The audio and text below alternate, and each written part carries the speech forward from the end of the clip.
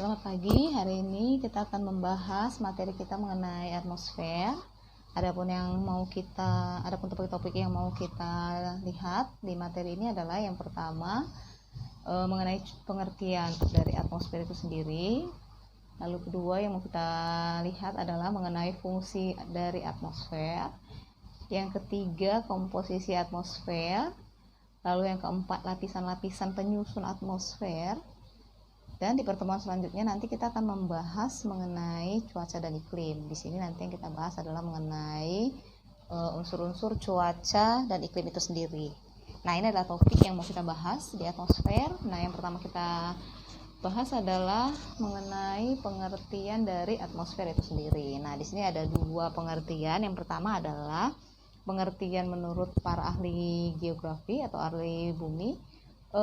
Para ahli geografi mengatakan bahwa atmosfer adalah lapisan udara atau selimut gas yang menyelubungi planet termasuk planet bumi, di mana lapisan udara tersebut mengandung 4 unsur gas, diantaranya adalah gas nitrogen, oksigen, karbon dioksida, dan argon. Nah, ini adalah pengertian atmosfer menurut para ahli bumi atau geografi. Nah, yang kedua adalah pengertian atmosfer secara harfiah. Nah, kalau secara harfiah, atmosfer itu berasal dari dua kata, atmos dan spaira. Nah, atmos itu artinya adalah uap air atau butiran-butiran air, dan spaira itu artinya adalah selimut atau bisa juga diartikan sebagai lapisan. Nah, jadi kalau secara harfiah, atmosfer itu adalah lapisan gas atau uap air yang menyelimuti sebuah planet, atau sering kita menyebutnya dengan istilah lapisan udara. Nah, ini adalah pengertian dari atmosfer menurut para ahli dan secara pengertian atmosfer secara harfiah. Nah, selanjutnya yang mau kita bahas adalah mengenai fungsi dari lapisan atmosfer. Nah, lapisan atmosfer ini punya beberapa fungsi atau manfaat. Yang pertama, atmosfer ini berfungsi sebagai pengatur cuaca. Nah, sebagai pengatur cuaca, atmosfer ini dapat mengurangi radiasi matahari menuju ke bumi. Contohnya adalah pengurangan radiasi sinar ultraviolet yang masuk ke bumi. Nah, dampak dari pengurangan radiasi ini atau dampak dari pengaturan radiasi matahari ini adalah kondisi suhu udara yang kita rasakan saat ini. Nah, lapisan atmosfer itu menyerap sinar matahari yang masuk, kemudian memantulkan panas yang dipancarkan oleh matahari. Nah, sekitar 34% panas matahari yang dipantulkan itu akan dikembalikan ke angkasa oleh atmosfer. Nah, kumpulan awan dan permukaan bumi. Kemudian, kurang lebih sekitar 19% itu akan diserap oleh atmosfer dan awan.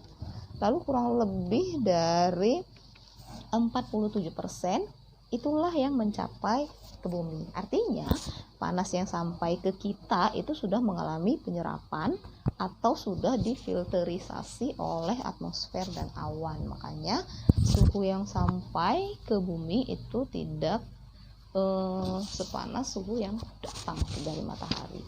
Nah, itu fungsi yang pertama, yaitu sebagai pengatur cuaca. Nah, yang kedua fungsinya adalah dia berperan dalam siklus hidrologi, yaitu atmosfer menjadi media dalam rangkaian siklus hidrologi. Dia sebagai penampung air sehingga dapat didistribusikan secara merata. Nah, contohnya itu seperti perbedaan dari siklus pendek, siklus sedang, dan siklus panjang. Ini nanti akan dibahas di pembelajaran kita mengenai hidrosfer atau lapisan air. Nanti di sini kita akan membahas mengenai perbedaan dari siklus pendek, siklus sedang, dan siklus panjang. Nah, itu siklus hidrologi. Lalu yang ketiga, fungsi dari lapisan atmosfer ini adalah sebagai penyedia gas, di mana kita tahu bahwa atmosfer ini tersusun dari beberapa gas. Nah, salah satunya yang banyak kita butuhkan atau yang banyak dibutuhkan oleh makhluk hidup itu adalah oksigen. Nah, oksigen ini banyak dibutuhkan atau sangat dibutuhkan oleh manusia dan hewan. Lalu contoh yang lainnya yaitu ada karbon dioksida. Karbon dioksida ini juga adalah salah satu gas yang sangat dibutuhkan oleh tumbuh-tumbuhan dalam memproses makanannya. Nah, itu fungsi yang ketiga. Lalu yang keempat, fungsi dari lapisan atmosfer tersebut adalah melindungi bumi dari benda-benda luar angkasa, seperti misalnya meteor. Nah, salah satu fungsi dari lapisan atmosfer adalah melindungi bumi dari tabrakan-tabrakan benda angkasa yang masuk ke bumi, seperti misalnya meteor. Jadi meteor itu begitu dia menabrak bumi, dia tidak akan 100% jatuh ke permukaan bumi, tapi dia akan terbakar di salah satu lapisan atmosfer. Nah, itu fungsi yang keempat ya, itu fungsi yang keempat. Lalu yang kelima, salah satu fungsi dari lapisan atmosfer kita ini adalah lapisan ini berfungsi memantulkan gelombang elektromagnetik. Nah, ini adalah fungsi-fungsi dari lapisan atmosfer kita. Nah, setelah membahas mengenai fungsi atmosfer, yang selanjutnya mau kita lihat adalah mengenai komposisi atmosfer. Nah, tadi kita katakan bahwa atmosfer itu sebenarnya terdiri dari beberapa unsur atau beberapa gas. Nah, kita akan lihat apa-apa saja unsur penyusunnya. Nah, atmosfer ini tersusun dari beberapa jenis gas. Yang pertama, yang paling banyak itu adalah nitrogen. Nitrogen ini komposisinya sekitar 78,808%. Lalu yang kedua ada oksigen. Ini adalah gas yang jumlahnya terbanyak kedua. Oksigen ini di atmosfer itu sebanyak kurang lebih 20,95%. Lalu disusun oleh argon 0,93%, lalu karbon dioksida 0,035%, neon ada 0,018%, lalu ada metana komposisinya sebanyak 0,00017%, dan seterusnya sampai yang paling kecil itu ada lapisan xenon ya, yang paling kecil itu ada lapisan xenon. Nah, lalu ada juga paling bawah ini lapisan ozon atau O3. Ini adalah jenis-jenis gas yang menyusun atmosfer. Nah, masing-masing gas ini memiliki peran dan fungsi masing-masing di atmosfer kita dan untuk permukaan bumi kita. Nah, yang pertama adalah oksigen atau kita sering kenal dengan O2. Kadarnya tadi di atmosfer ada sekitar 20,95%. Nah, oksigen ini sangat penting sekali untuk kehidupan makhluk hidup seperti manusia dan hewan yang ada di bumi, di mana oksigen ini berfungsi mengubah bahan atau zat makanan yang diolah atau dimasukkan ke dalam tubuh menjadi energi. Lalu oksigen yang berasal dari tumbuhan, oksigen ini bisa berasal dari tumbuhan. Oleh karena itu, tumbuhan atau pepohonan sangat penting sekali untuk membantu memelihara keberlangsungan lapisan ozon yang ada di atmosfer kita. Nah, lalu yang kedua ada karbon dioksida. Nah, karbon dioksida ini kadarnya sekitar 0,035% di atmosfer kita. Nah, karbon dioksida ini dapat dihasilkan dari pembakaran lahan, pernapasan manusia dan hewan, dan energi yang dibutuhkan oleh tanaman. Nah, dampak dari banyaknya karbon dioksida adalah karbon dioksida ini dapat menimbulkan efek rumah kaca. Dengan begitu, jangan heran jika kenaikan jumlah kadar karbon dioksida di udara ini akan menyebabkan kenaikan suhu di permukaan bumi. Nah, selanjutnya unsur yang paling banyak itu seperti nitrogen. Nitrogen ini adalah unsur yang jumlahnya paling banyak, yaitu sekitar 78,08%. Ini sangat dibutuhkan oleh senyawa organik. Nah, jadi meskipun begitu, nitrogen ini tidak bisa langsung membentuk senyawa baru dengan unsur yang lain. Nah, jadi nitrogen ini fungsinya juga sebenarnya sangat banyak. Nah, lalu yang selanjutnya adalah ada neon, ini dia. Lalu selanjutnya ada argon, yang ini argon, neon, argon, lalu ada xenon ini, dan yang selanjutnya ada krypton. Nah, jadi Neon, argon, xenon, dan krypton ini merupakan unsur-unsur yang walaupun jumlah komposisinya kecil di atmosfer, tapi ini merupakan unsur-unsur dari gas mulia. Kenapa keempat unsur ini disebut unsur gas mulia? Karena keempat unsur ini tidak mudah bergabung dengan unsur lain, sehingga keempat unsur ini akan sulit membentuk senyawa yang lain karena dia sangat sulit sekali bergabung dengan unsur-unsur yang lain. Nah, unsur yang selanjutnya yang terdapat di atmosfer adalah helium. Ini juga kadarnya tidak terlalu besar. Helium dan hidrogen ini sangat jarang ada di udara kecuali pada poros yang tinggi. Nah, gas ini adalah gas yang paling ringan dan sering dipakai untuk mengisi balon udara atau balon meteorologi. Nah, yang selanjutnya ada ozon.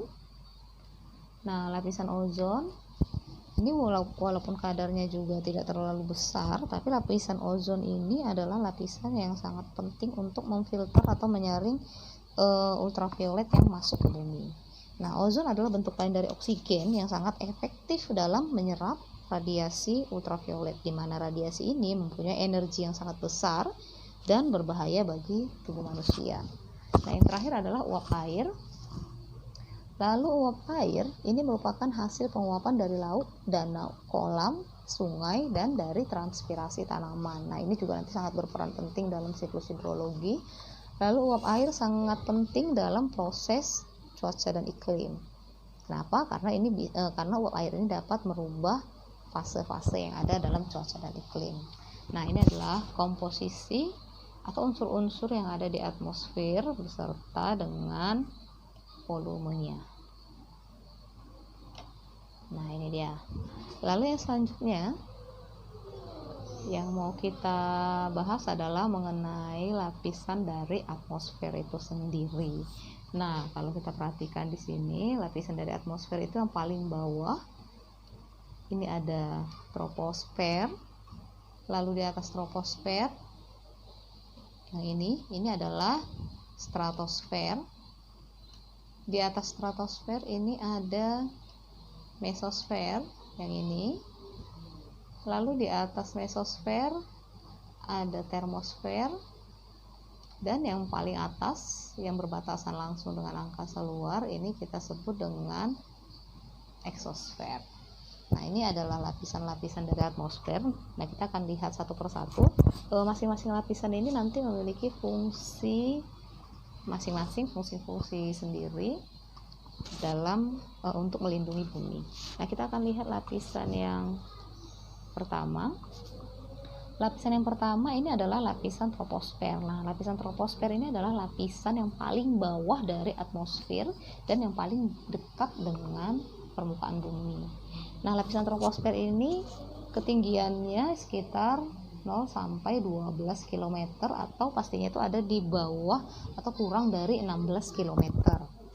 Namun di permukaan bumi ketinggiannya itu berbeda-beda di setiap tempat. Nah, kalau di Khatulistiwa itu ketinggiannya di bawah 16 km atau kurang dari 16 kilo.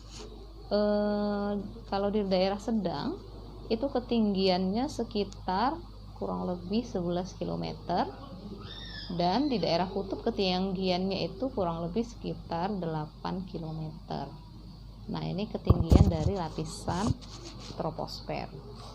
Nah, lapisan troposfer ini mengandung dua senyawa kimia yang banyak, yaitu karbon dioksida dan uap air. Nah, dua senyawa inilah yang paling banyak ditemukan di lapisan ini. Nah, ini paling banyak dibandingkan dengan di lapisan-lapisan yang lain. Nah, troposfer ini fungsinya adalah sebagai tempat terjadinya gejala cuaca dan iklim. Nah, dan dia berfungsi menjaga kestabilan udara di bumi. Di lapisan troposfer. Nah, di lapisan troposfer ini terdapat 3 lapisan lagi, terdiri dari 3 lapisan. Yang pertama ada lapisan planeter, yaitu ketinggiannya 0 sampai 1 km.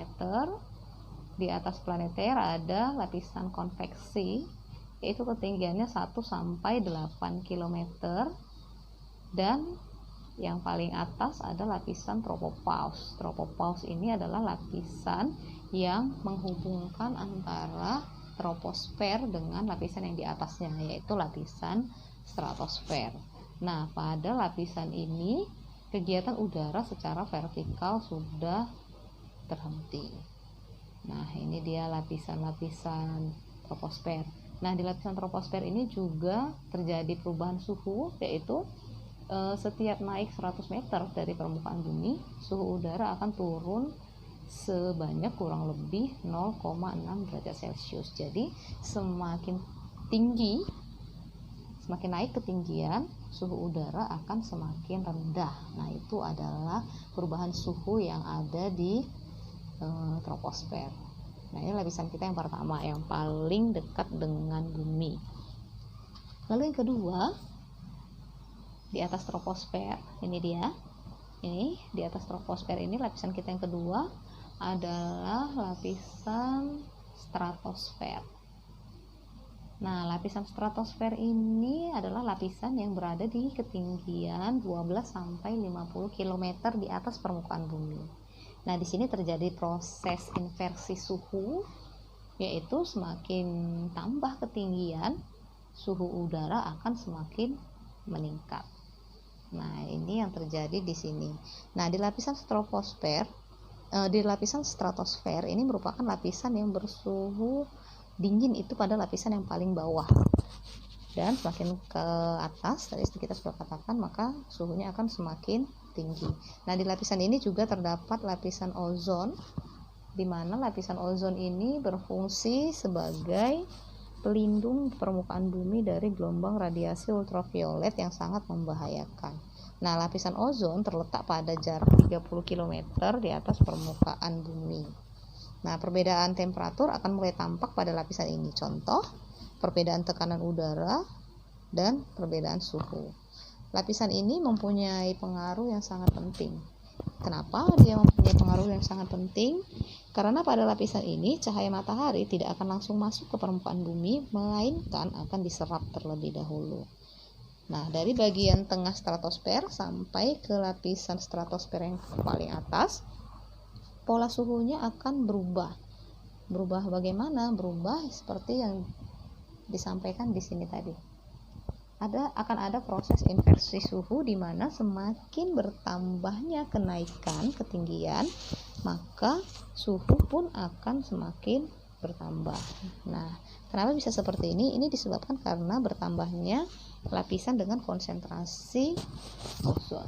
Nah, ini adalah lapisan stratosfer. Jadi intinya lapisan stratosfer ini disinilah terdapat terkonsentrasi lapisan ozon yang berfungsi sebagai pelindung bumi dari radiasi sinar ultraviolet matahari. Nah, ini dia. Jadi konsentrasi ozon tertinggi itu ada di lapisan ini, yaitu pada ketinggian 20 sampai 35 km. Nah, itu ya. Nah, jadi lapisan stratosfer ini juga terdiri dari 3 lapisan seperti tadi lapisan troposfer. Yang pertama ada namanya lapisan isometris. Lapisan isometris ini berada pada ketinggian 12 sampai 20 km. Lalu ada lapisan inversi. Lapisan inversi ini berada pada ketinggian 20 sampai 30 km. Dan yang ketiga ada lapisan inversi kuat. Di mana lapisan inversi kuat ini berada pada ketinggian 35 sampai 50 km. Nah, ini adalah lapisan stratosfer. Nah, di antara lapisan stratosfer dengan lapisan yang ada di atasnya, yaitu lapisan mesosfer, ini ada nanti lapisan pembatas, kita sebut dengan lapisan stratopause. Nah, jadi lapisan stratopause ini adalah lapisan pembatas antara stratosfer dan lapisan mesosfer. Nah, ini lapisan kita yang kedua, yaitu stratosfer. Lalu kita akan melihat lapisan kita yang ketiga. Lapisan yang ketiga adalah lapisan mesosfer. Nah, pada lapisan mesosfer ketinggiannya itu tadi sekitar 50 sampai 80 km di atas permukaan bumi. pada lapisan ini suhu akan berkurang dengan bertambahnya ketinggian. Nah, udara pada lapisan ini mengakibatkan pergeseran yang berlaku dengan objek yang datang dari angkasa dan menghasilkan suhu yang tinggi. Kebanyakan meteor yang sampai ke bumi itu akan terbakar pada lapisan ini. Kurang dari 40 km di atas permukaan bumi, saat suhunya berkurang dari 290 Kelvin sampai 200 Kelvin, terdapat sebuah lapisan transisi menuju ke lapisan mesosfer. Pada lapisan ini, suhu akan kembali turun dan ketika ketinggian bertambah sehingga memungkinkan terjadinya awan noctilucent yang terbentuk dari kristal-kristal es. Nah, ini terjadi di lapisan mesosfer. Nah, lapisan mesosfer fungsinya adalah melindungi bumi dari benda-benda luar angkasa yang menabrak ke bumi. Contohnya adalah meteor. Nah, jadi begitu meteor menabrak lapisan udara, di lapisan ini dia akan terbakar. Nah, ini salah satu fungsi dari ini adalah fungsi utama dari lapisan mesosfer. Lalu lapisan mesosfer ini fungsinya adalah sebagai pendingin radiasi ultraviolet. Nah, di sini kita katakan tadi suhu tidak stabil karena kenapa tidak stabil? Semakin ke atas suhu udara akan semakin menurun. Penurunannya itu sekitar 0,4 derajat Celcius dari setiap kenaikan 100 meter. Nah, suhu yang ada di sini sekitar minus 50 derajat sampai minus 70 derajat Celcius. Nah, ini dia ya. Ini adalah lapisan dari mesosfer.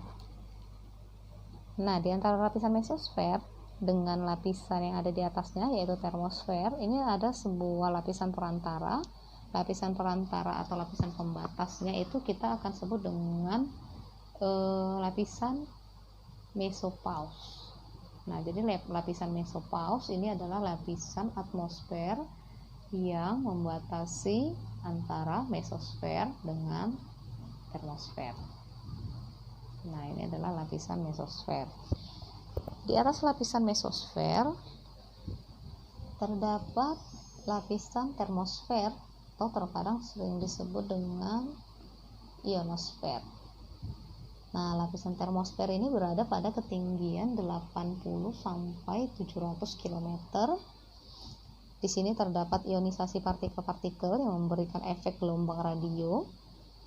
Ini terjadi akibat radiasi sinar X dan sinar ultraviolet dari matahari. Rata-rata suhu di lapisan termosfer ini sekitar 500 derajat Celcius sampai 2000 derajat Celcius. Nah, di sini suhu meningkat di lapisan termosfer yang lebih rendah.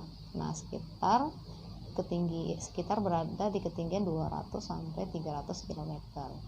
Di sini juga terjadi yang namanya aurora, fenomena optik aurora.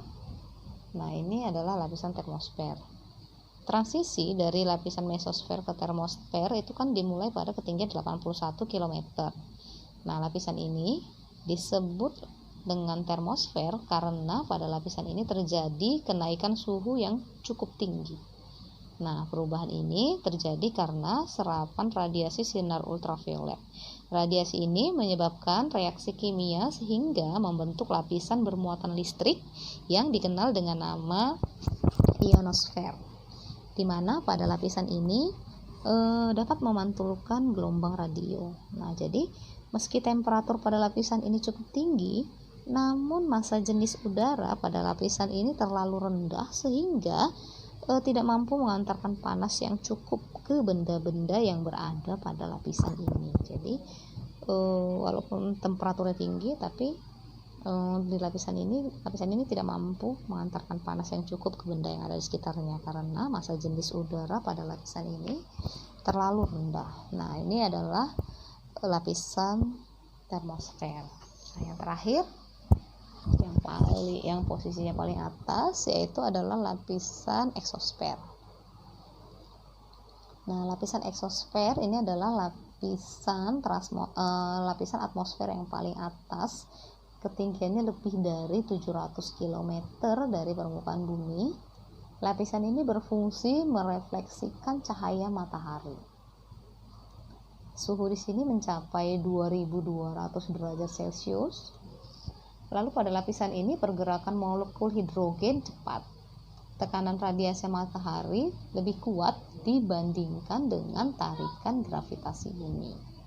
Nah, lapisan eksosfer ini juga disebut dengan atau dinamakan dengan disipasifar atau ruang antar planet dan geostasioner. Nah, di lapisan ini sudah tidak ada lagi atau kita sudah tidak akan menemukan lagi yang namanya tekanan udara. Nah, ini adalah lapisan kita yang terakhir atau kita sebut dengan lapisan eksosfer. Nah, yang terakhir mau kita bahas adalah mengenai gejala-gejala optik. Jadi di atmosfer kita terdapat atau terjadi yang namanya gejala-gejala optik. Apa yang menyebabkan terjadinya gejala optik di atmosfer? Faktornya adalah adanya interaksi antara cahaya matahari atau bulan dengan unsur-unsur yang terdapat di atmosfer. Interaksi dapat berupa penyebaran, pemantulan, atau pembiasan. Nah, contoh dari gejala optik yang terjadi di atmosfer yang pertama ada yang namanya halo. Ini dia. Ini adalah salah satu gejala optik yang terjadi di atmosfer, yaitu halo. Apa itu halo? Halo adalah pembiasan cahaya matahari dan bulan dari kristal-kristal es pada ketinggian yang tinggi. Nah, ini dia, ini halo, salah satu gejala dari gejala optik yang ada di atmosfer. Nah, gejala optik lain yang juga terjadi di atmosfer itu yang kedua adalah alpenglow. Ini adalah alpenglow. Alpenglow itu adalah pembiasan saat matahari terbenam sehingga langit kelihatan berwarna merah muda. Nah, ini biasanya terjadi di pegunungan-pegunungan ya, atau ini bisa kita lihat di pegunungan-pegunungan. Lalu gejala optik yang ketiga yang juga biasanya terjadi di atmosfer adalah aurora. Ini adalah aurora. Aurora itu adalah pembiasan cahaya matahari yang bentuknya tidak teratur karena matahari tertutup awan cumulus nimbus. Ini beberapa contoh dari aurora. Lalu yang selanjutnya ada green flashes. Green flashes ini adalah pembiasan warna hijau pada spektrum cahaya di atmosfer saat matahari terbit atau bisa juga terjadi saat matahari tenggelam. Nah, ini adalah beberapa gejala optik yang ada di atmosfer yang terjadi akibat interaksi cahaya matahari atau bulan dengan unsur-unsur yang terdapat di atmosfer, seperti tadi berupa penyebaran, pemantulan, atau pembiasan. Nah, materi kita hari ini sampai di sini. Lalu untuk selanjutnya kita akan membahas materi kita yang selanjutnya, yaitu mengenai cuaca dan iklim. Terima kasih.